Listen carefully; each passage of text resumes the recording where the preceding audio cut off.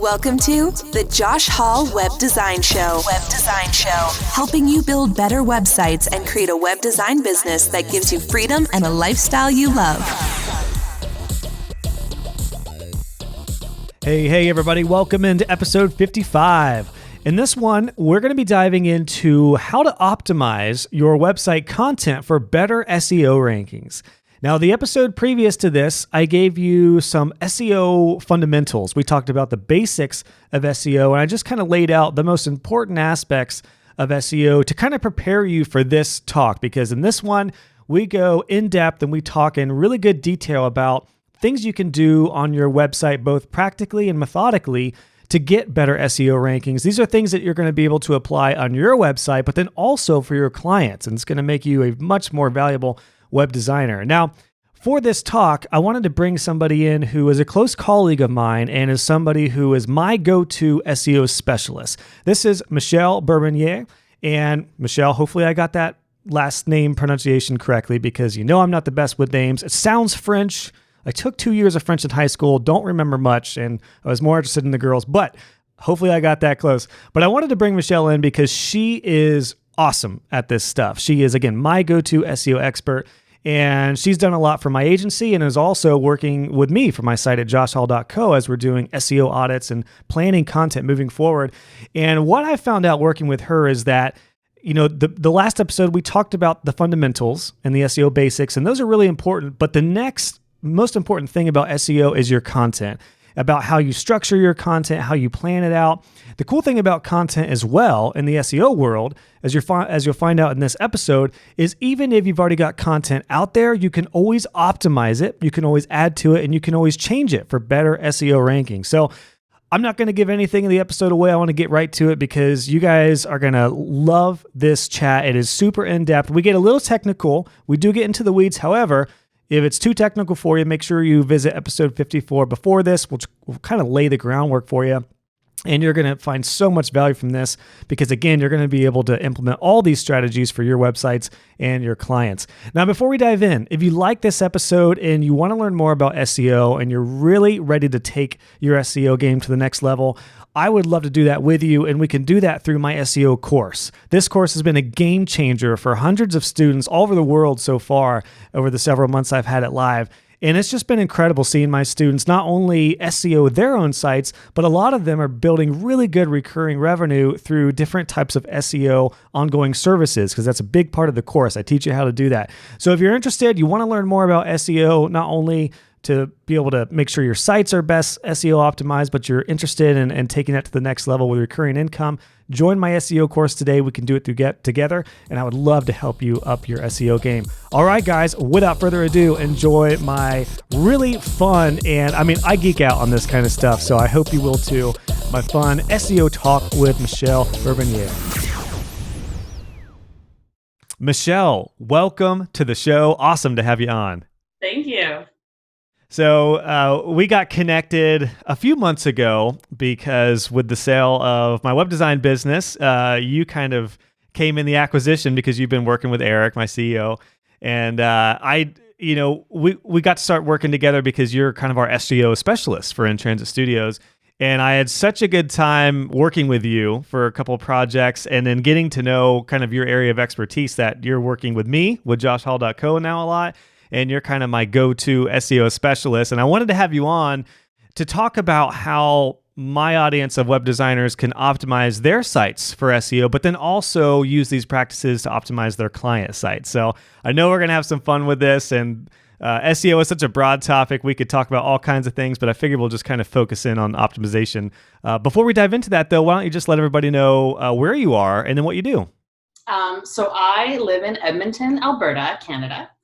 It's pretty north up here. We're actually all wearing sweaters in the late August.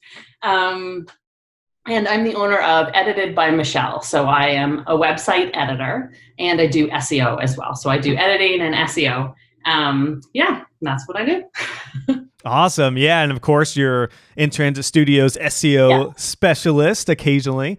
And like I said, it was fascinating because SEO is something that, again, is a very broad subject. And the cool thing about SEO is I feel like you don't need to be an expert to do really well in it. As long as you get the basics and you just have the foundation, you can do a lot of damage in the SEO world in a good way. And I'm a perfect example of that because I didn't know jack about SEO a few years ago, and I'm ranking like really good with my joshhall.co stuff when I made posts that were like obviously not data driven and optimized for SEO. So, I just want to start out by saying you don't have to be an expert to do a lot of good in SEO. Just the foundations, that's all you need. And you are here to help us take things to the next level. So I guess my first question for you is, Michelle, where do we start? Let's say, we have a website. What's some of the best things we can do to optimize it for SEO?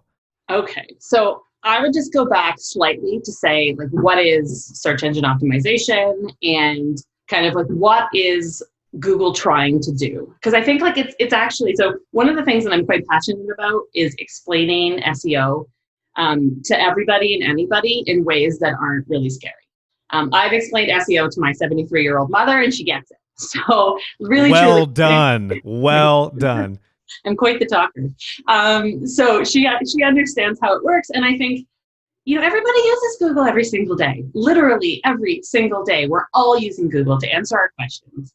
And then you just don't even think about how this machine is working and how awesome it is at helping you find the thing that you were looking for. And so if you can kind of understand what Google is trying to do, then it's much easier to build sites that help Google find your stuff and match you up with the people who are looking for it. And so one way to think about Google is just the ultimate matchmaker, that like, no matter how niche you are, no matter how, you could have the most specific thing on the planet, but as long as there is anybody looking for something like the thing that you provide, Google will find that match. Now, of course, it's not automatic. Of course, you do have to put some work in, but that's really what Google is trying to do. So as somebody, Google, the actual thing, is just a gigantic database, a gigantic index of all of the websites, or practically all the websites in the world. And so it has this huge data set to pull from. And then as we type in a keyword, as we say, like puppy dog training near me, it's trying to find the website that is both the most relevant for what you're searching, and it's trying to find something that's the most authoritative for what you're searching. So they really don't want to be giving you spam. And actually, there is a lot of spam on the internet. And they also want to make sure that when you're searching for like puppy dog training near me, you don't get cat training, and you don't get training for older dogs. You just get training for puppies. And so if you can think about the goals that Google has in terms of providing the best result, the best web page, not necessarily the best website, but the best web page for any given query, meaning like any given keyword that somebody has just typed in. If you know sort of what you're optimizing for, then I think SEO becomes a lot less scary. It becomes less like, oh, don't want to touch it, like I might just break something, and more like, oh, I'm actually just trying to make it so that robots like Google understand what each page is about, so that when somebody does look for something that I want to rank for, they find me. And then it's a great, I like what you said there, relevance and authority. I think those are two really important terms with SEO. And I'm glad that you said that, because it does make it a little less daunting, because your entire website doesn't have to be the most amazing big time SEO machine. You can start off with just one post, and you said it like, so, just for everyone's reference, that's why blogging is still that's the king still, because Google usually finds blog posts that keen in on a certain subject or a certain keyword, and that's what's generally going to pop up over a homepage or an entire site. So that's a great first lesson, figuring out what Google is and just understanding it's just like you said, a matchmaker. It's just when somebody types a question, it's looking for the best answer that's nearest to them often, if it's like a physical place or a service, or that's most relevant. So relevance and authority. And just for everyone's reference, as you'll probably talk about here, Michelle, you want to build what's called domain authority. And How do we build that? That's my next question, because I feel like my intuition and what I learned is that you need to build that through consistency overall, good quality content, and a couple other things, but really good content and consistency has been the key for me for my domain authority with joshhall.co. What else would you recommend as far as how we build that domain authority? Okay, so to back up slightly, technically, Google would say that they do not have a score like domain authority. So all of the SEO tools, and we'll get into tools later, they all have this metric that they're going to give you that basically says, this site is more important than this site, and we've figured it out. Now, Google, for full disclosure, Google says they don't have that, but it does seem like they sort of do.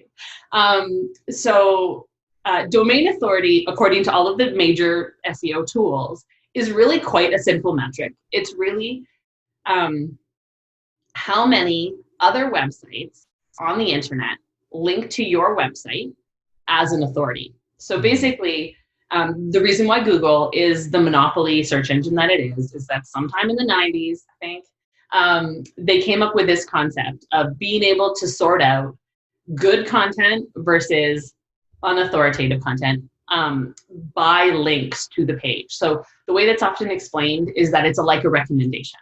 So if somebody else is making a website and they say, if you want to learn more about Divi, then you should go to this Divi training course that I took and I really loved.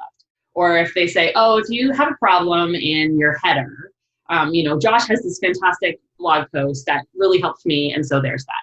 And so as other websites cite you as an authority, then you become that authority.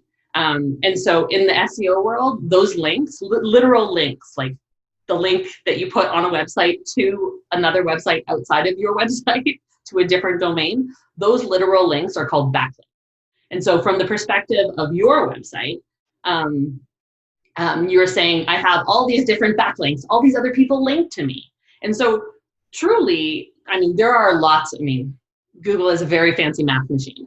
And so it's not all backlinks, but that's actually still one of the most important ways that Google manages to sort out authoritative websites from non-authoritative websites. And it makes sense. Yeah, and it makes total sense. Yeah, that it would search out sites that are popular, that are like getting linked back. And that's where SEO is a long game. It doesn't happen overnight. You're not going to start a website and you're not going to build your client's website and then overnight it be on the top of Google, because it is a long game. It is something that takes, again, time, consistency, and persistence. But at the same time, it doesn't take that long to start getting rankings, depending on what you're going for and depending on the competition. That's the other big thing too, right? It all depends on how competitive is your industry, how competitive are these keywords that were, like if the client wants to, for example, in Columbus here, if I'm working with a dentist and they say, I want to be number 1 on Google for dentist in Columbus. Well, that's going to be pretty hard, and it's not going to happen overnight. That's either going to take a lot of money or it's going to take time and persistence. And I would much more go that route because it's going to work out longer. But if we wanted to be, higher on Google for dentist Grove City, which is where I'm at outside of Columbus, that we could hit a lot quicker. So that is, I think, one important thing to remember too for people who are like thinking about how they can get rankings. Is it really depends on the competition, the area, and a lot of other factors as far as like, what you can do. And really, I think when you're working with clients, and I'm sure you experience this too, Michelle, you have to set those expectations. Yeah. Like figure out what are the goals, and then maybe sometimes you hear a client's goals, but then you think, maybe these aren't the right goals. Maybe these are something else that we should go for in order to get that domain authority and to start getting those link backs from other, either colleagues or even sometimes competitors. Sometimes they'll link back to similar sites, or sometimes if it's a service they don't do, they might link back to somebody else. So yeah, that's huge. I love that idea though. I think that it's like, most people just don't know this. Like business owners do not know how important links are. That like this is something that's worth going for, right? They know that they need to make brochures. They know that they need to make a nice website, but they just don't know that their ability to rank for dog behaviorists near me is highly correlated to veterinarians in their area, linking to them as the best dog behaviorist. And so that's something that business owners can do themselves. Like if you just have that mindset that, hey, if somebody links to me, that's sort of a good thing. Now, how would and you're doing relationships, you can kind of naturally work that in. That's what I was just going to ask. That was a great segue, because I was going to ask, okay, how do we get backlinks? For me, it was just doing my thing. And then I'm pretty fortunate because in the Divi realm and in the WordPress realm, people are so curious and they're learning. So naturally, my links, my tutorials were getting linked back from sites because they'd be like, check out Josh's tutorial, like you said, Michelle, on this header design or something like that. So I started getting backlinks pretty quickly when I was doing tutorials that were, again, just posts that were just answering a quick question. It wasn't anything major. And I didn't spend, you did an SEO audit on my site that we'll talk about. Most of my posts are not built out big time for SEO. It's just a short description. Here's the code. Here's the video. Boom. There you go. And I'm still ranking. Like, that's the thing. I could do it a lot better, but it's still ranking. So the question is, for the average web designer getting started, or even for their clients, what are some strategies that you recommend to get those backlinks, which, again, we found out are so important because that's what builds authority, or at least one of the things that builds authority. It's basically the main authority piece. There's a couple. One is just relationships. So this is what companies do anyways. They're networking in their space. They understand other people that could refer them business. Just to have that attentiveness to, I guess I could provide a useful piece of information on my website that would be useful for veterinarians. And then when I talk to veterinarians, I say, oh yeah, like I actually wrote a thingamabobber on that. And like, here's the link and you could link to it.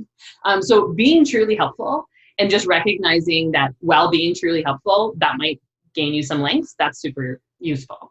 Another sort of thing that probably most business owners don't know about, but they could do, is there's an organization called Help a Reporter Out. It's called HARO, HARO. I can give you the link. And every day they send out 3 basically gigantic lists by industry of questions that reporters have.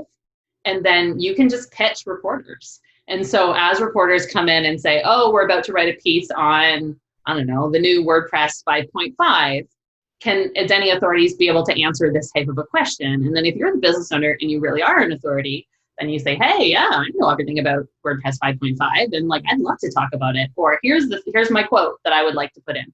And so quite often those reporters then will link back to your website. So those can be very high authority websites that are doing the linking, like the New York Times and Forbes. So those are very important links. So like, if you can get them, it's not like other people are also trying to get those links. But if you stick at it, and if you really are the authority in your space, then like it's very doable. That's interesting. I didn't know about that there was something like that. Yeah. It's a lot of work. It's not the spammy way, because the spammy way to get backlinks is you comment on blog posts and you say, wonderful post, check out my website. That is not what we're advising people to do. It's very important to recognize that a link is not a link. So it's not like all links are created equal, and any link is as good as the next one. So the types of links that you're looking for that are going to move the needle, the ones that are really going to matter for the authority of your website, the types of links that you're looking for are what Google calls editorial links. The type of links that you didn't really go out and try to get, that they just happen because you are an authority in the space. So those links are sort of the most important ones. Links that are in blog posts. So there's different, from an HTML perspective, there's different kinds of links. So there's what's called a follow link, which is your normal kind of link. And then you have a no follow link. And so those no follow links don't pass authority in the same way. It's basically like, if I was writing a blog post literally on the spam of the internet, and I was going to post to like an example of spam, well, I wouldn't want to like give my authority to that spam website. So I would mark it as a no follow link. Similarly, WordPress by default now, the comments are marked as, I believe they're now marked as user generated content. So they're kind of devalued because it's not an editorial link. That makes sense. Yeah. That, like, Google knows what's the meat's in the page, the content. Yeah. It's not in the comments. Yeah. As a rule of thumb, if it's really easy to get, like I could just put a comment on somebody else's blog. If it's really easy to get, it's probably not passing a lot of authority to you. Yeah. Yeah, that makes sense though. And social media can absolutely get you visitors. Like there's other great reasons that have nothing to do with SEO that can absolutely help. But you really have to go viral in order to have social media signals really raise the authority of your post. The exception though is Twitter. Twitter is kind of an interesting piece because, if you search in Google, any sort of newsy thing that's happening, you get like Twitter results right there in the Google search engine results. That's because there's actually a direct relationship between Google. Google has access to Twitter's live database, and they don't have access to other social media. So Twitter sometimes can move the needle more than other ones. I did not know that. I'm not a Twitter user, so I did not know that it was directly related like that. But it makes sense. I never thought about that. But yeah, when I think about searching something, often, particularly like as an NHL fan, which I don't know if you are being in Edmonton, but I should. I'm not. Well, yeah. Right now for the NHL. So anytime I search something NHL related, Twitter is always what comes up first because it's like huge for professional sports. So yeah, that's fascinating. But I love that you started out with the relationship aspect because it is funny when you think about SEO, you probably think about some shady, spammy strategies, or you think about, doing certain things on Google or optimizing your site, which we are talking about. There's practical things we'll get into. But above all, it is a more organic approach that wins in the long run. And I'm a prime example of that. What you're doing is a prime example of that. And one practical example that you could do relationship-based is something that I did, and that was to interview people. Yes. If you think about, like, if you're a new web designer, not only is this great for getting new clients, but it's a great way to get an SEO boost. And that is to like interview maybe 10 business owners in your area, talk to them about their business, connect them, just connect them. And then once you build a blog post on your site with their business, just have them share it out and then maybe have them link to your site on their website in a blog post. And that's a great way to there you go. You may have like 100 links out of the gate just by talking with 10 business owners. It's really easy to get a lot of different links. And to your point, Michelle, with social media, yeah, maybe if you share your stuff on Facebook, maybe get a few responses. But the thing is, if somebody shares that and then somebody else sees it and it's really beneficial, they may link that to their website and their industry. So there's a lot of ways that are a little more, I think, kind of hidden ways that aren't talked about as much. That's super beneficial with the relationship aspect of SEO. And those types of ways of doing what's called link building. So in the SEO world, building your links, getting more links to your website, that's called link building. And it's something that you could outsource, but like you never really know what they're doing and where are they putting your links? And like it's just, it's a little shady. Where like if you're doing it yourself and it's really relationship based, that is absolutely like what they call white hat. It's like the most cleanest, most risk-free way, because you would have done it anyways. Even if you didn't know about Google, getting links from veterinarians is a very good idea if you're a puppy trainer.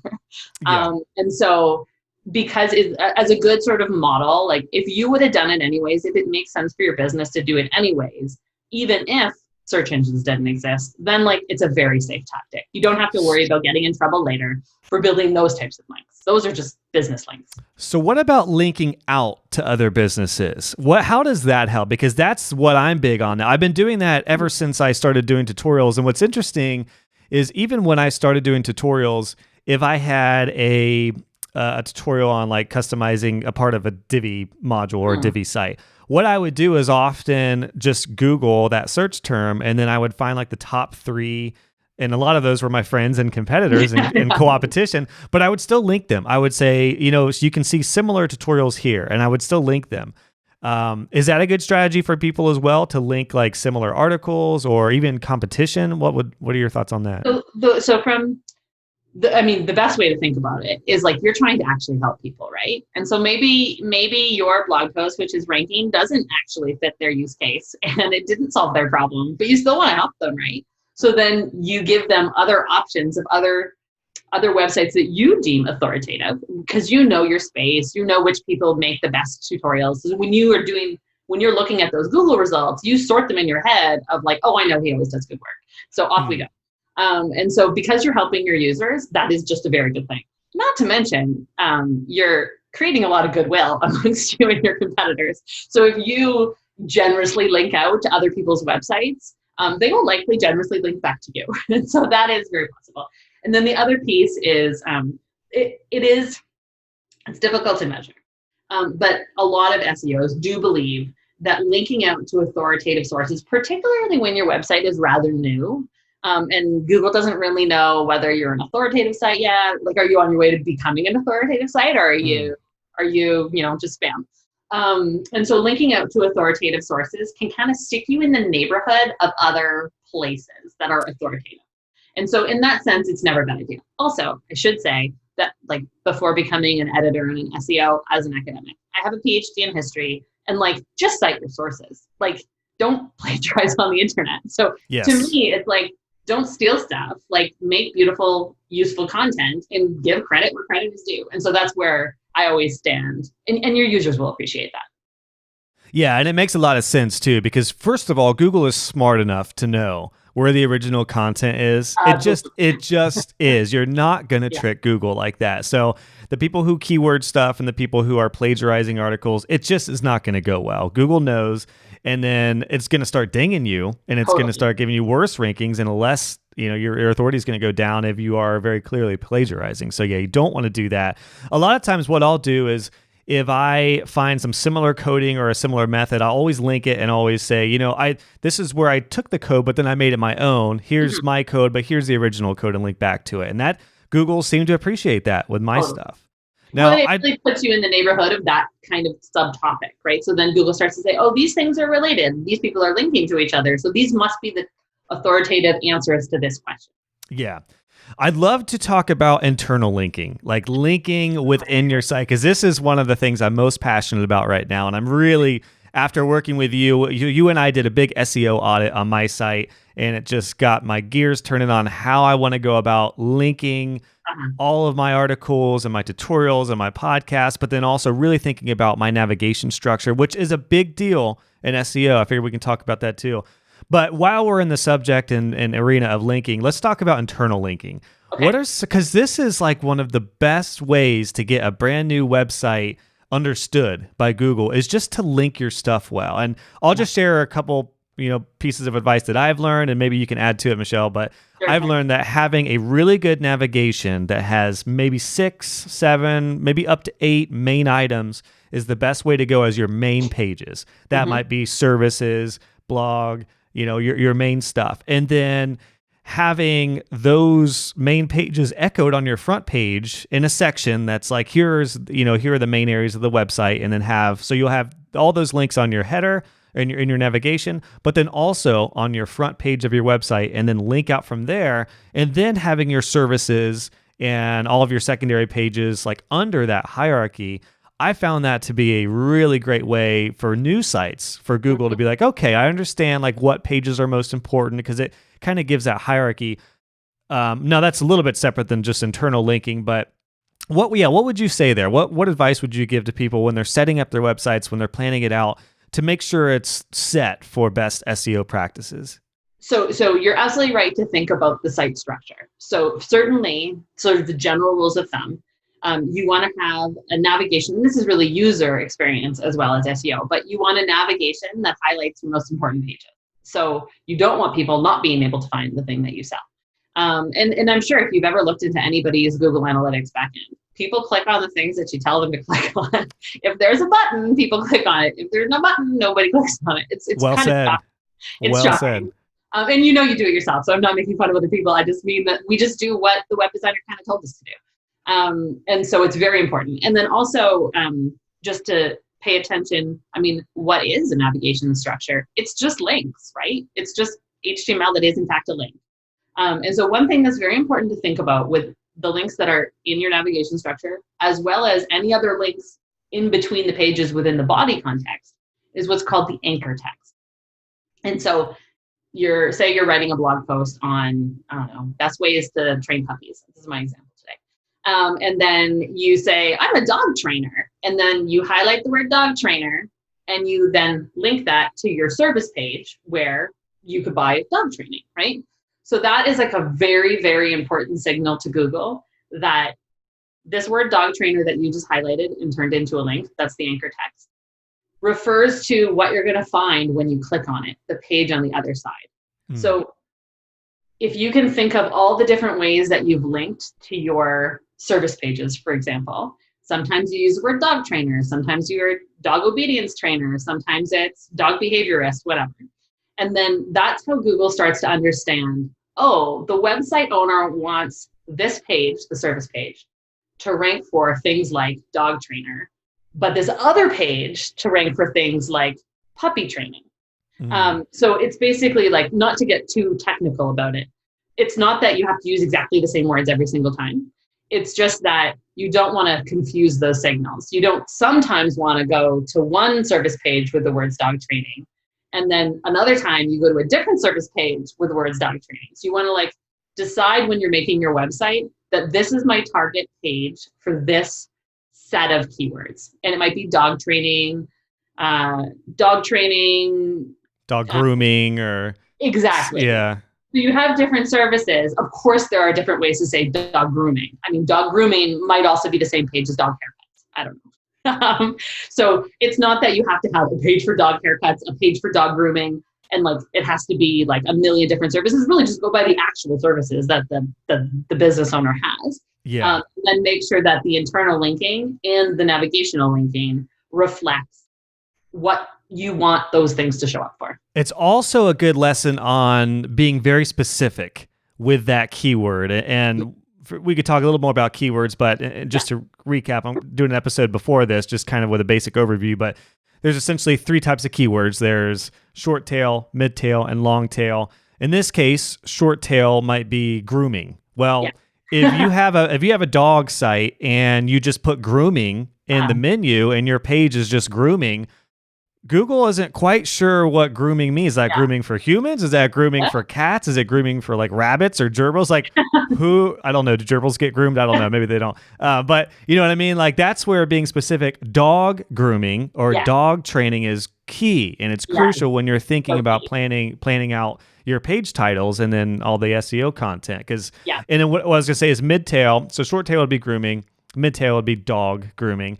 And then long tail, which is even more specific, would be like dog grooming Columbus or something like that. That's maybe location specific, or maybe even more specific. Maybe it's golden retriever dog grooming. You know, that's where those long tail keywords really get some of the best juice. But do you have anything else to add on that as far as like how to plan out your internal links and your structure and navigation? So one thing that SEOs do, and certainly one thing that your web designers can learn how to do, is to make sure that as they're planning out, you know, you're obviously going to be planning out your site structure. That's just what web designers have to do. Just really pay attention and make sure that you have a target keyword that's associated with each one, so that you know, okay, this is, and really it's both when you're doing all the setup, but then it's also very good for you to know that that's my page for dog grooming, and you don't sort of get confused.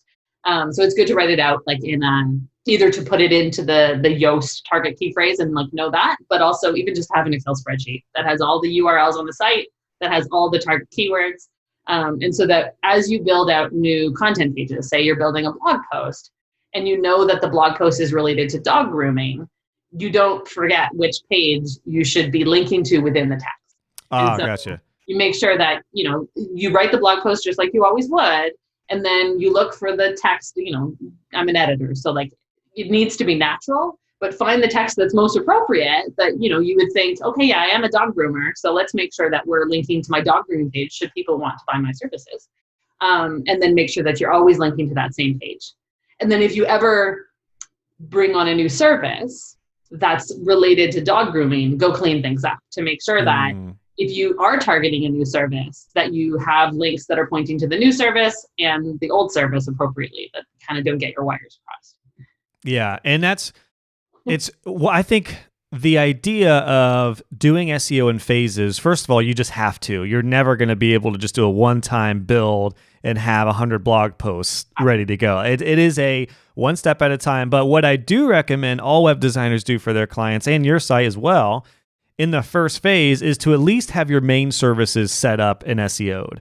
So, for example, you get an auto mechanic site and you're building that out for them. I would highly recommend not just doing one services page that just has all their services on one page, but do each one of those pages as its own service, like brake repair, maintenance, cooling system or AC repair or tires, whatever it is. Like, even if it's just like 6 services pages, isn't that one of the best ways for Google to appreciate and give some authority to a new site if each like targeted service has its own page? Absolutely. And absolutely don't put all of your services on the same page. So you'll often see it with like nail salons. They'll put all of their different types of manicures and pedicures and I don't know, all that stuff all on one page as like a big price list. And Google just like doesn't know what to do with that because people don't search.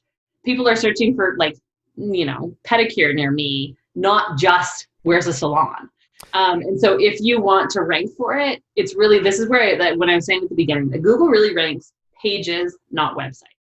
And so you really do need to have, because think about it, when you're doing a Google search, it's not like a whole bunch of home pages. You get specific internal pages. And what a great point. Yeah. It's just really important that those specific internal pages, and then also from a design perspective, as I'm sure you know, is that you have to expect your users to land on any page at any given moment. Some people will type in but like really the very few people enter through your homepage. Most people are entering through your blog or entering through your service pages. And so you need to make sure that your website makes sense for the people that are landing on an internal page. Yeah, that makes sense. Now, what about having a service page that just links to those services? What are your thoughts on that? Now, because I mean, like if somebody does go to the homepage, if it's like, check out, my client automotive place, they go to the homepage.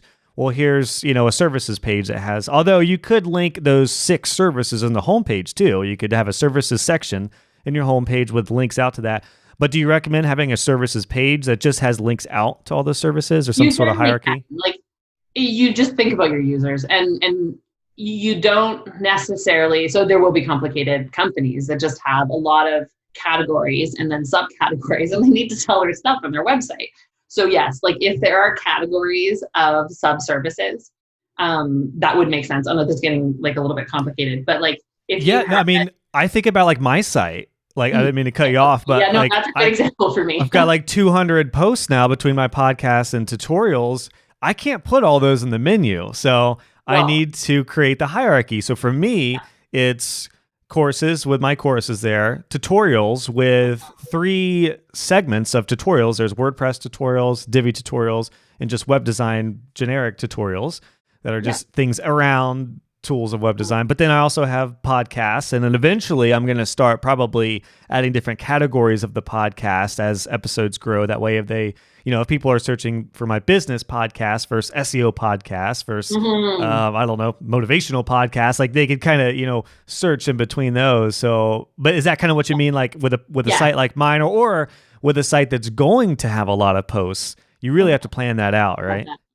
So one downside of WordPress and just blogs in general is that by default, everything is just done like chronologically. And so how I like to explain that from just like an information architecture perspective, it's as if you went to the library and they said, here's all the books we have in the order in which we bought them. And like, thanks, but no thanks. I need like a specific book. I need stuff on a specific topic.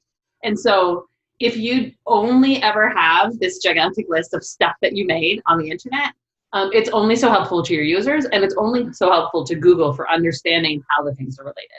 Now you can do some of it through tags and categories, but what I absolutely love, what just gets me all fired up about reorganizing other people's blogs is content hubs. So to think about going over, you've been doing this for a long time, you have a lot of content under different categories that you sort of naturally produced, and then reorganizing that so that you have a place for all of your stuff related to Divi. You have a place for all of your stuff related to another subtopic that you talk about. And that's really like quite a powerful way to supercharge your SEO, especially on an established site that has a lot of content already, because each time then you have the hub that to link to for a bigger topic. And then it's useful for your users because like if you want more of my stuff on WordPress, and then you have a place for all that, and it works for any industry. It's not just yours. Sure.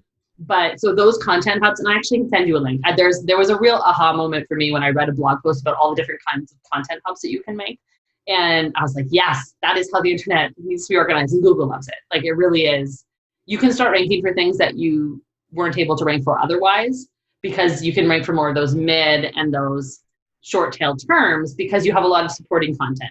That's like, well, and this is exactly what you and I discovered with my site when we started working together for my SEO audit was, I have almost 200 posts over the past. I've been doing posts consistently, whether it's podcasts or tutorial or videos, for 3 years now. August 2017 is when I started. So, wow, that's crazy. 3 years. Actually, what is today?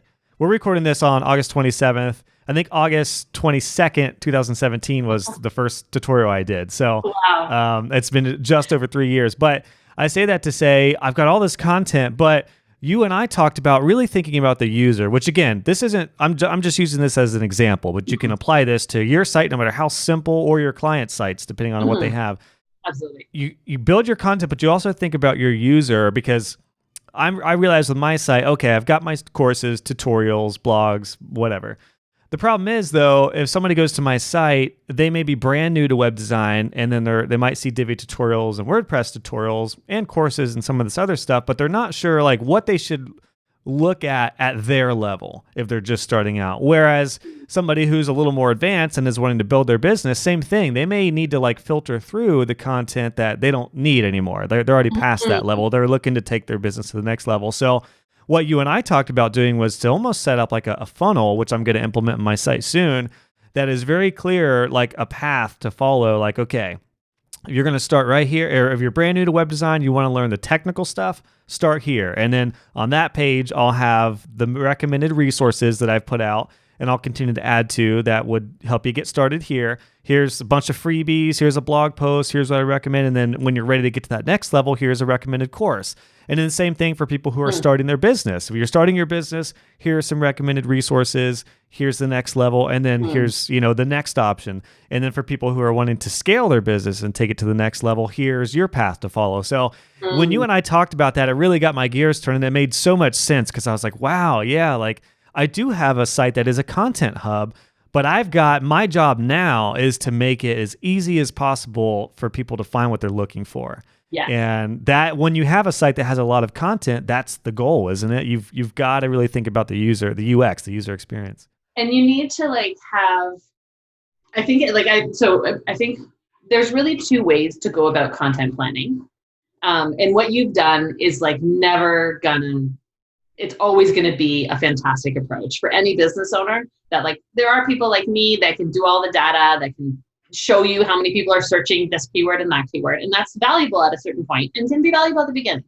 But if you know your audience, if you know your people and you're just trying to be genuinely helpful, you will always win with that, because Google is trying to be that matchmaker. Google is trying to help you find your people and your people to find you. So business owners, and this is why I'm an editor and not a writer, is that I truly believe that business owners know their audience best, that they are in the trenches in their business. They're the ones that are getting questions from people calling on the phone, and they know the answers to those questions. They are an expert in their field. And so as an editor, I can help people take whatever content that they already have or that they've produced, and I can make it absolutely publishable. I can make it convincing, I can make it clear and concise, and I can make it SEO optimized. But I can't do the writing. I don't know their audience as deeply as they do. And so that's why I need to produce stuff. Yes, I think that's where a lot of clients get into trouble when they hire these third-party SEO companies, because these companies don't know their industry, to your point. I mean, there's some basic things you can write up, but they don't really know the ins and the outs, and they don't have your experience in that industry. And I'm glad we're talking about keyword research, because I've always felt, and I talk about this in my SEO course, but there's really two ways to go about keyword research.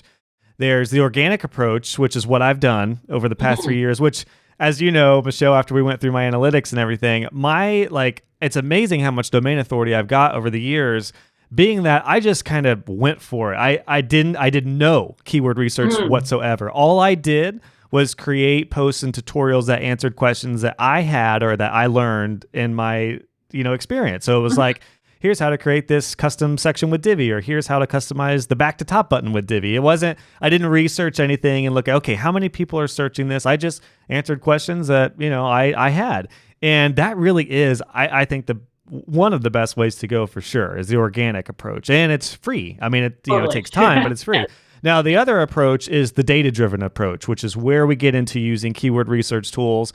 And this way is still equally as valuable, because there is more to it. It's more data-driven. It's more research and analytical. However, there's something that has a lot of power in seeing what is actually happening online? Like, what's the most popular things that you should target? And I'll just be transparent. I'm not going to say everything because you and I have gone through a whole nother level of SEO research for my site. But now what you and I are doing is we're looking at data wise, like what are the most popular terms around things that will help with my courses. So when it comes to maintenance plans, SEO, learning Divi, we're actually doing research one by one.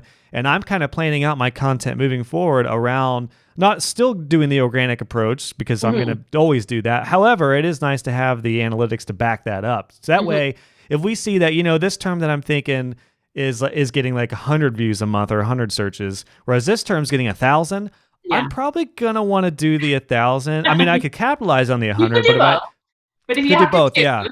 Yeah, but it's really good to go about that both ways. And as you've been through my SEO course, you saw kind of what I teach as far as how I do organic SEO, which basically you can just type something into Google and see what comes up. You can look at your competition that way. There's also related content like that.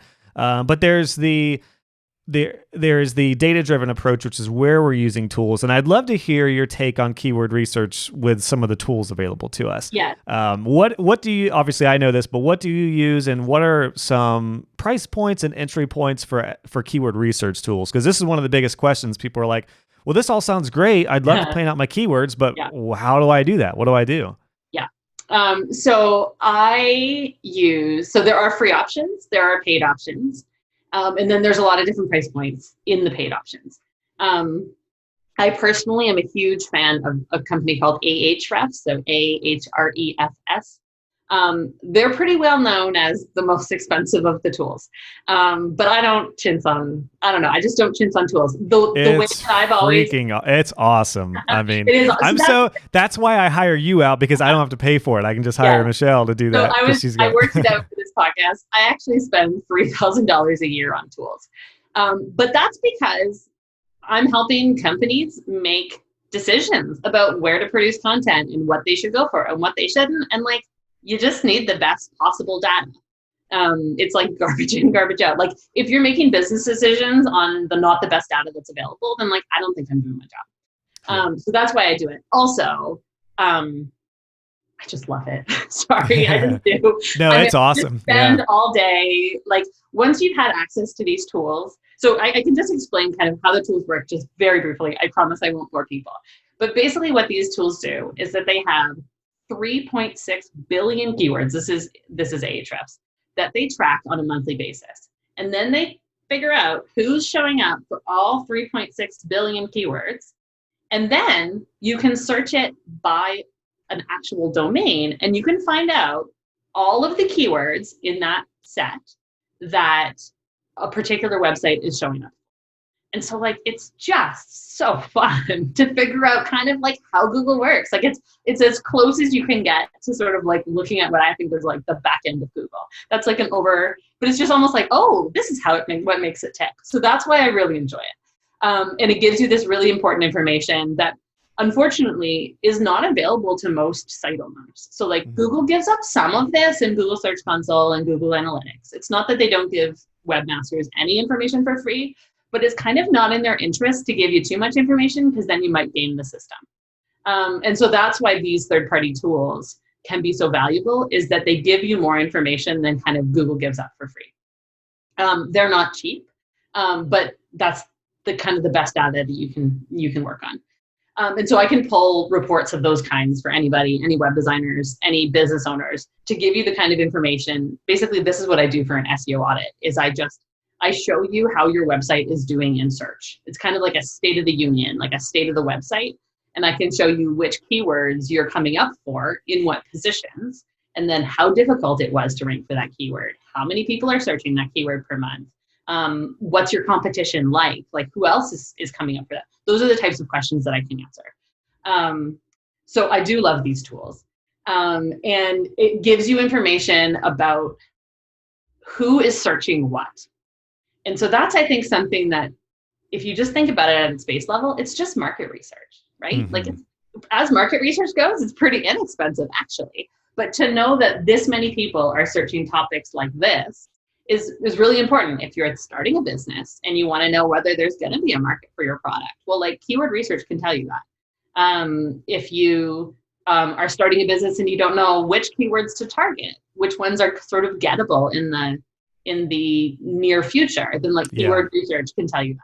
And so that's why I personally subscribe to the tools, is because they just give me better information. I mean that's what you do too. Like to your point, like you're in that probably every day. So of course that's the investment you're going to make in your business. Now, like that's a premium tool. Are there some other ones what are some of the free options for keyword research? So free options, the absolute best things that are available for free. One is Google Keyword Planner. So that is the tool that Google puts out for people who are doing pay-per-click planning. And so they do give out more information for people who are planning out pay-per-click, but of course, it's the same keywords. So the getting into Google Keyword Planner is one free option. There's also another tool that's just recently come out called Ubersuggest. And it's owned by Neil Patel, who's like a SEO guy. And I haven't used it a lot myself, but I have heard that it's a real competitor to Ahrefs. So as free tools go, it's probably your best bet. You can get a lot done with that tool. And then really, as you say in your course, the other really best stuff is just Google. Google itself does give up some of its secrets if you know where to look. And so autocomplete, you start writing in dentist, and then it says pediatric dentist, and it says, like those things have search volume behind them. Similarly, if you go down to the bottom of the page and it says people also search, well, that has some search volume behind it. You don't know how much, but you know that it's probably not a bad thing to target. Right. And so those are some of the ways that you can start doing keyword research. And then also just like paying attention to your audience. Like if you're in Facebook groups where your audience is at and they're asking questions, well, then somebody searched that. You know that they're only asking on Facebook because they couldn't find the answer on the internet. Right. So you know that if you produce content that answers that question, you're probably going to get searched from it. And so those are some more organic approaches that are really tailored to things that like anyone could do, including business owners, including web designers. And one thing that's nice about keyword research is that it's something that a web designer can do without necessarily knowing all of the ins and outs of a business. Like you can do it using Google, and you can kind of get quite far doing that. And I always go back to when it comes to organic stuff is like, how would you search it? Like, what would you search for if you wanted to learn this? There's value in that too. And actually, sometimes clients can get in their own way if they know their industry too well, because they may overcomplicate it. When I've asked clients before in the past, like, well, when we talk about like writing blog posts or doing your or even just your services pages, this, but here's how I would say it. Like I would, I might say like, affordable dog training or something like that. There's other words like that could be intermingled in there as well.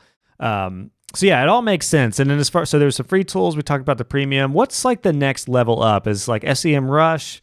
What was it? Frog something? Screaming Frog. Yeah. Yes, there it is. Yeah. So these are tools that do different things. So Ahrefs and SEM Rush, those are both like keyword research tools and backlink checkers. Like they're kind of your main SEO toolkit type tools. And then I have specific tools that do specific things. So Screaming Frog is actually free. And it's free for, up to quite a bit of usage. And it's a crawler. So it walks through a site, it crawls a site, and it pulls all the important information. And so it's really useful for finding out which pages you forgot to put a meta description on, or which pages don't have an H1 header. It can be very useful for that. So it's like a technical SEO tool, but it's quite useful, and it is free. And then I also have a rank checker that I use. So I'm able to sort of check ranks in different locations, and to be able to, as an SEO, if I'm SEO optimizing something, I need to make sure that it worked. And so that I need to be able to measure. And so then a rank checker is really like a measurer for SEOs, but most web designers won't have to deal with that. I was just going to say, this is why I encourage all my students in my SEO course to know the basics, the fundamental stuff, and then really capitalize on the organic keyword research. But when it comes to the data-driven stuff, unless you want to be an SEO agency, just partner with somebody like yourself who does it, because it's a whole nother world. It's they're expensive, and really the time commitment to learning them is actually part of the problem too. I mean, it took a lot of time for me just to go through your reports, and I didn't even do the reports, so I can only imagine, So yeah, that's a huge thing. So I'd love to transition to some on-site stuff, because we've talked about what Google is, how it searches. We've talked about the strategies of different types of linking. We've talked about keyword research and building that domain authority.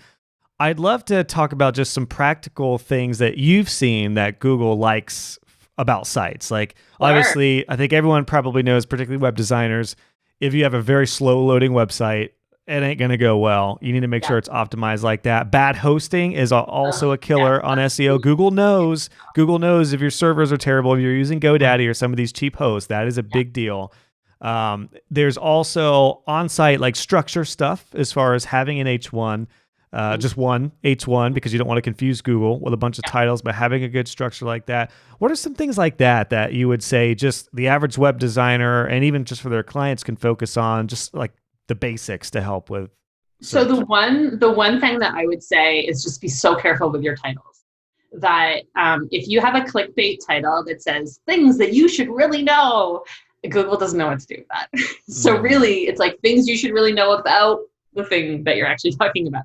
So things you should really know about dog grooming is far better than things you should really know, because that title, which is like the page title, and then is often reflected in the H1 header as well, is the most important signal about what is this page about.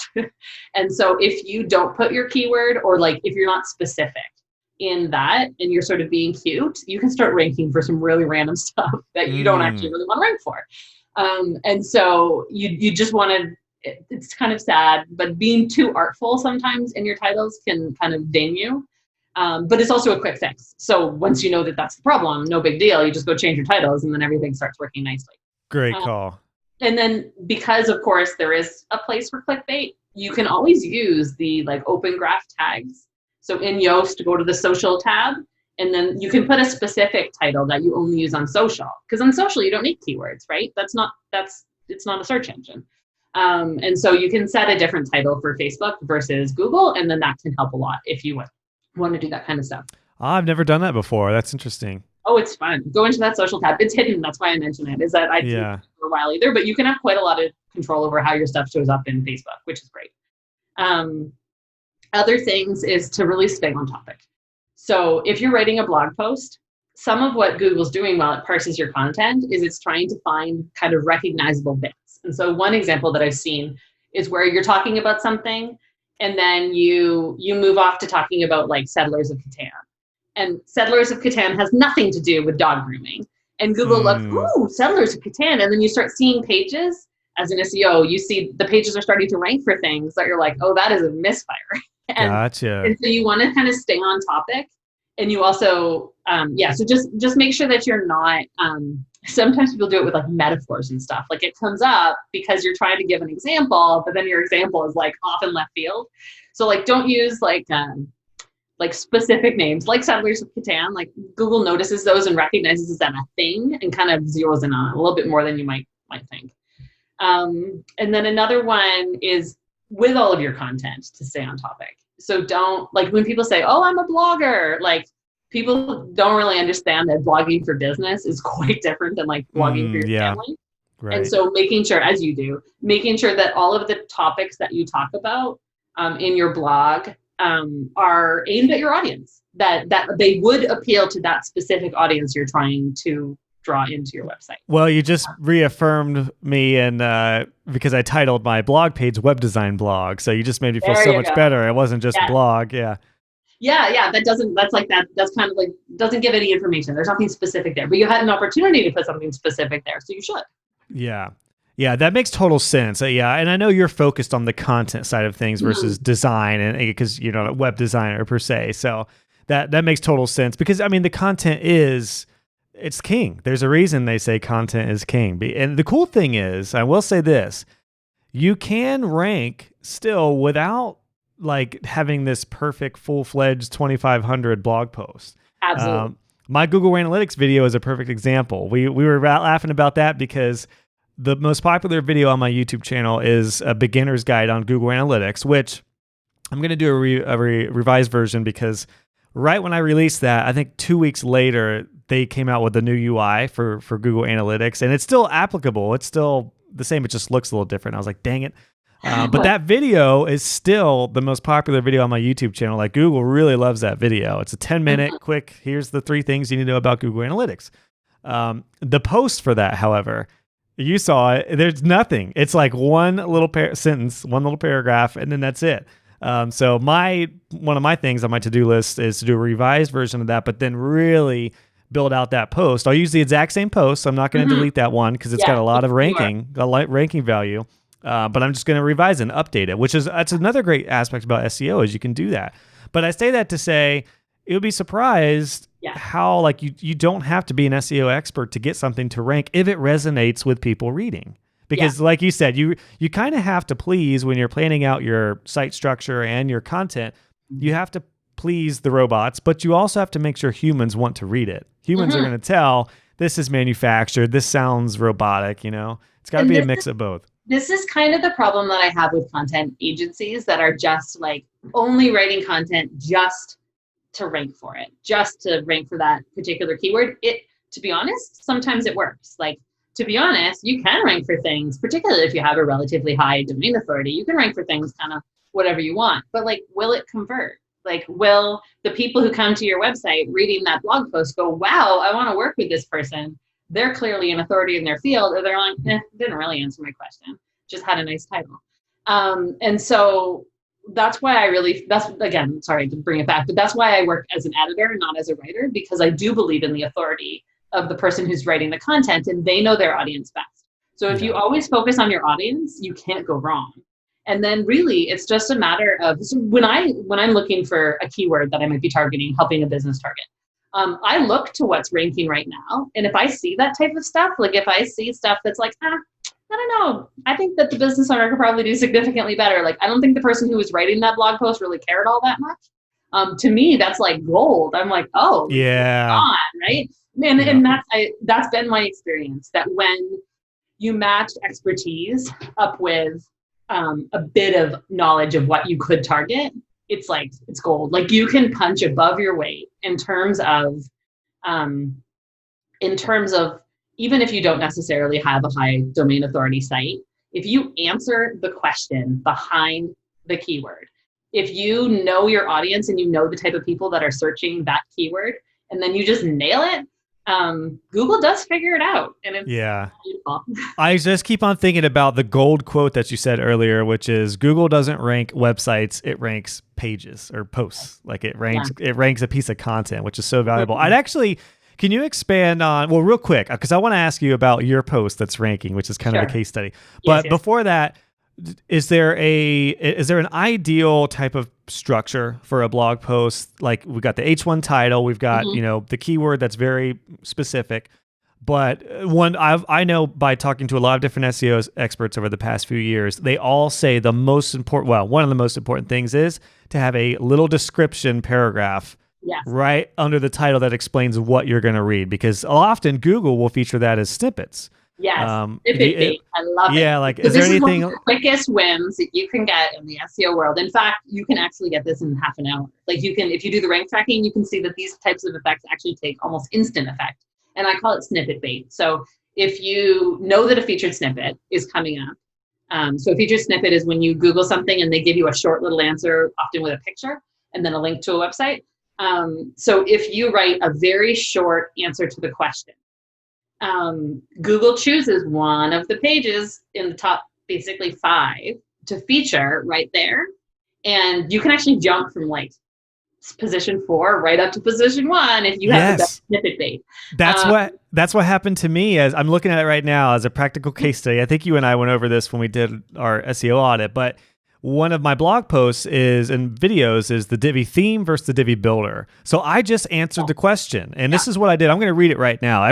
For everyone listening, Google Divi theme versus Divi builder, and let's make sure I'm either one of the top or I am the top featured snippet. But you would think Elegant Themes would come up for this. You would be wrong, baby. JoshHall.co getting some DA, domain authority. Yeah, hopefully not listen. No, but this is what I did. And the post is not that extensive. All I did was I asked the question, what is the difference between the Divi theme and Divi builder? I said the difference between the two is that the Divi theme includes the Divi builder and has everything you need all wrapped up into one theme. So when you download the Divi theme, you don't need to download the Divi builder. It's already included.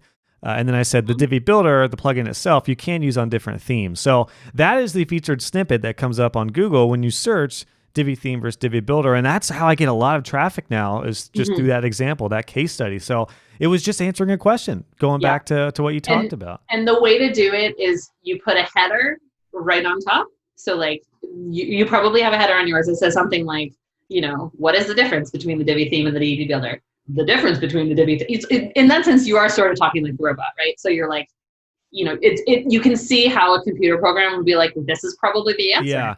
However, from a teaching perspective, a lot of times I write content like I'm like teaching maybe a group of people. This is always how I've gone. It's also how I do my tutorials and all my course videos and everything. I kind of pretend like, okay, what if there's like 20 people around me? Here's how I would talk. Because I talk a little bit different one-on-one versus a group, but I would also talk very differently in front of 100 people than I would with 20. So I often like to talk like I'm talking with a small group. And this is exactly how I would say it. I would say, so you guys are probably curious, what's the difference between the Divi theme and Divi builder? Well, here it is. The difference is that the Divi theme, that's when I would go into that. And it seems to work well with Google. Like there are different ways to talk to Google. However, I would say you probably don't want to write your content like you're talking to 100 people. You want to write it like you're talking to one or a few. Right? Because that's what people are searching, and they want to get a direct answer. You want to have that more relational type of verbiage. And people are on the internet. People are very grab and go, right? So some people are getting to your answer, and that's all they wanted, and they're very satisfied with that answer. And some people want to keep on reading, and so it is really important to not to hide the answers down at the bottom of the blog post, and to really to make sure that everybody has to read the whole thing. Well, no, we don't have that kind of control. Like, you brought somebody to a website. If you answered their question in one paragraph, then they're happy. And that's what you're trying to do, is you're trying to make your users happy. And that's, there's no reason to be overly fluffy. Like that's where how long a blog post can be. Well, just make it as long as it needs to be, and no longer. But a great point that I do kind of try to do the best of both. Like if somebody wants to grab and go, cool. But if you do want more detail, here it is. That's what a great point, Michelle. Because if you can answer a question quickly, but then expand on it for those who do want to keep on reading, which here's another SEO benefit for everybody. If you get people to stay on your site longer, Google knows that. Google knows if people are staying on your site longer, and that's going to help all sorts of analytics. So that's really big. I'm also big on doing bullet lists and numbered lists, because those will show up as featured snippets. Do you recommend that for any time you can do it? It's really just readability too. So absolutely. So the benefit of doing like a how-to list, like a numbered list, and a bulleted list is quite often Google will only take, say, the first 5 words of each item on your list. So if people want to actually read the rest of it, they have to click through your website. So that can be very beneficial to you. So that kind of featured snippet is quite valuable. And also the how-tos. So the numbered list can work really well. But then on the flip side, when the people do come to your website, there's nothing worse than a wall of text. So I think if there was anybody that needed to learn how to write for the web, coming from a very different background as a historian. So I was not used to bulleted lists. That is not how I started my writing career. But I have absolutely learned that writing for the web is just a different kind of writing. And once you get it, then it's a beautiful kind of writing. It's just a different genre. And you'll lose your audience very fast if it just looks exhausting. Like you have to read the whole thing. But bulleted list, you can also anything.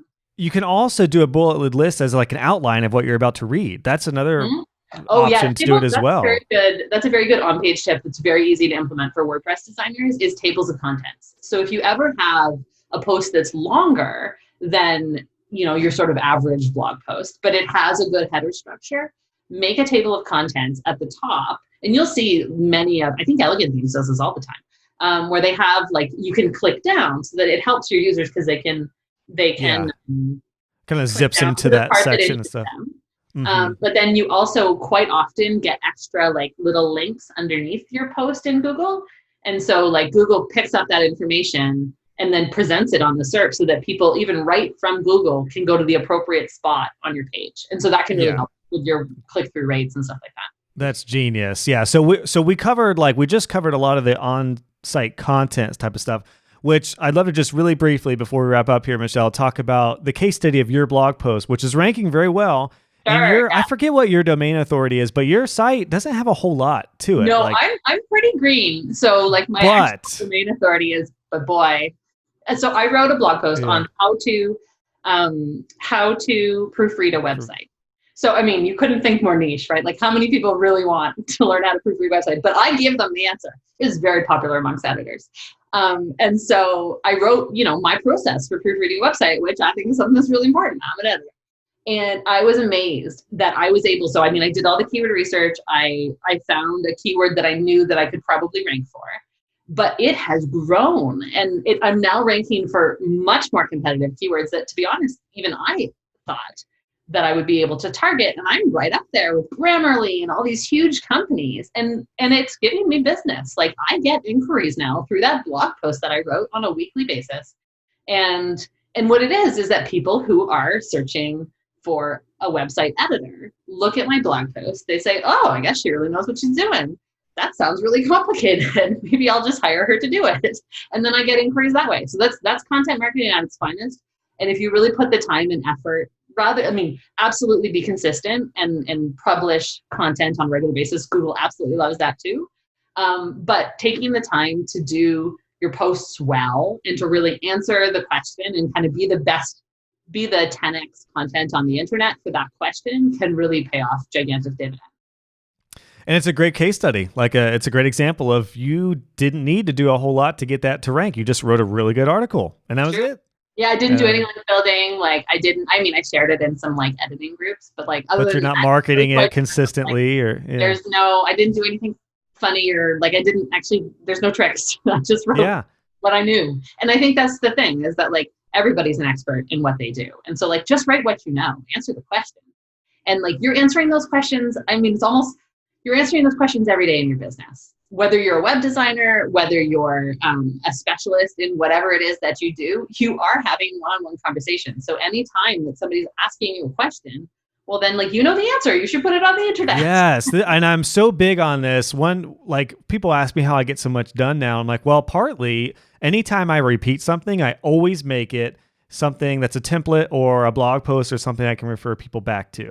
And I recommend all my students do that when they're working with clients. You're going to get the same questions over and over. You might get the question about hosting. You might get your process. You might get the design. How much does it cost? You can write these as blog posts that will be lead generators for you. And you don't have to repeat yourself 100 times every month. You can just say, yeah, here's a little bit of the difference with hosting. Here's, my full explanation that will help people understand it. And you just increased your SEO value because you got more eyes on your site, and then they might like it, and then they might share it with somebody else. You never know where that stuff's going to go. So yeah, do it, man. It's just so funny because I see I was just going to say newer entrepreneurs, but I just feel like a lot of people dog blogging when I just kind of have to laugh at it because I'm like, you can say what you want. I'm going to keep on blogging. Technically, my podcast posts are blogs now, especially now because we're transcribing them and we're kind of beefing them up. But it's still, content is king. That's it. No matter how you do. When I say blog, I'm talking about any type of post type in WordPress. Kind of it doesn't have. I'm a writer, but you don't have to write. So you need to produce content that resonates with your audience and matches your skill set. So if you're a great video maker, if you're a great audio maker, then do that. As long as the people that you're trying to draw into your business like that format, but do it. And then there is a little bit, Google is just better at parsing written content more than they are, but they're getting better and better at searching and being able to index podcasts and index video more so. And of course they own YouTube, so they're getting pretty good at it. And I'm a prime example too of how the video and the posts really link together nicely, because a lot of times if you search for a Divi tutorial, you'll see my video, and then right under it, you don't see the YouTube link, you see my post that accompanies it where it's hidden there. So and your space is so important to have videos, right? I'm a writer, but of course you need a video. You're showing visual things, and so that's just the format that makes the most sense for your users. And so when you think about content, that's literally content across the board, whatever it is.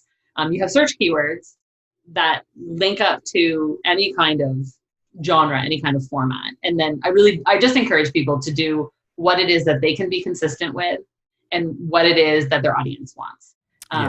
So if you already have a skill set in a particular format of making content, then go with it. Absolutely. Yeah, I know, that's great. Well, Michelle, this has been awesome. We've covered a lot of really good I feel like we went in depth enough as far as, how to really optimize content for your website for SEO.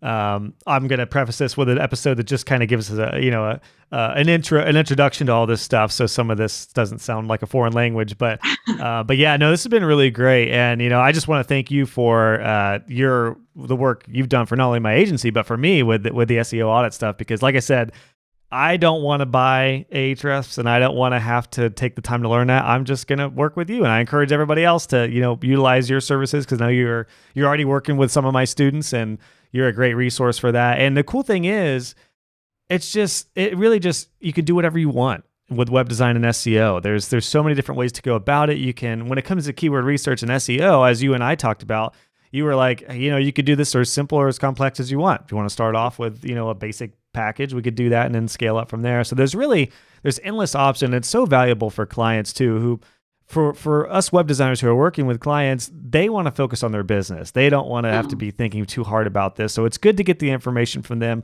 but then shine through with your expertise. And then once they start seeing results, that's when it's really, really cool. But as SEO goes, you really have to set that expectation. But I think this talk was a really good idea of really what goes into the expectation of doing SEO. And not only for our clients, but for us. Like, if you start a website and you want to be the top page on Google, well, for what term or for what industry or what's your competition look like? There's all these things that come into play. So hopefully this really makes people more confident talking to clients too, when their client says, I want to be on the first page of Google. One thing that I will always try to emphasize is that there is no magic course you can take that's going to teach you all of these things. There's no, it's such a fast changing industry that it's learned in the doing. You actually just have to do SEO and you're not going to break anything. You can fix, your website is a living document. If you ever thought that something was broken, you can fix it. And Google is trying quite hard to be that matchmaker, and they're not trying to mess up your site, right? Google is trying to do their very best to understand what you're writing about and match you up with the people that would find your stuff relevant. And so really it's not scary. And so then when I'm doing SEO audits, I am really focused, because I'm a little bit different than most SEO agencies because I'm an editor, and that I don't have packages. There's no upsell. There's no $2,000 a month package that's behind this. I really am just quite passionate about showing people how their website is doing in search and educating them on what it means and maybe where they would go from there, and then take it from there. So I can help web designers understand how their websites are doing. And quite often I can explain it in plain language. I always do an explainer video that if I send you a spreadsheet, I go through each column and I show you what it means. And I do my very best, and you can ask questions. I do my very best to make it make sense. But also that often reveals business opportunities for the business. And so if I'm talking to a web designer and I'm like, you're coming up for this term and you're not even trying, then there's a page that you can pitch to your business owner. Exactly. And you look really smart when you're like, hey, I know SEO a little bit here and it seems like you're ranking for this. I'm like, you should try on that one. And then that can be a real benefit to everybody. Yeah. Just have those little pieces of really specific information about the website can sometimes be just game changing. Yeah. Couldn't have said it better myself. Well, Michelle, thanks so much for your time and for your expertise. I have a feeling this is not going to be the last one we do, because we could have a whole podcast just about these different SEO I would love to come tendencies and practices. Thank you so much for having me. I really appreciate it. I had so much fun working with you and your company, and I just really appreciate being able to talk about these things to your website and audience. Thank you. Awesome, Michelle. Well, thanks so much for coming on, and we'll have you on again soon. Wonderful. Bye-bye. Hey guys and gals, just wanted to pop in with a couple things before you head out. If you enjoyed this episode, please consider leaving a review on iTunes or wherever you listen to this podcast. I would love to hear your feedback, and it will also help other web designers find the show. Be sure to check out the show notes for this episode. Just go to joshhall.co, click on podcasts, and search this episode number, and you'll find all the links, descriptions, and resources we talked about. And if you haven't already, make sure you subscribe, and you'll be notified when the next episode is live. Thanks again for tuning in, and I'll catch you guys on the next episode.